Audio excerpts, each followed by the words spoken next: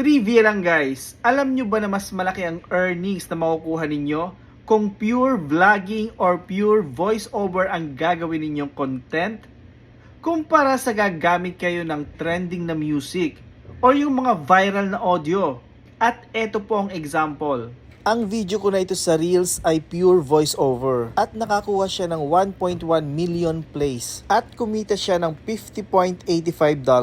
At eto naman ang example na gumamit ng trending na music.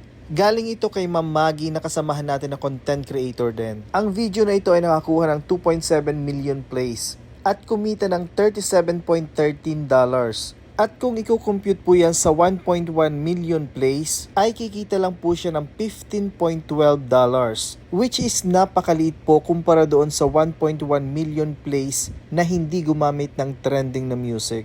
At yun lang po guys, follow and share.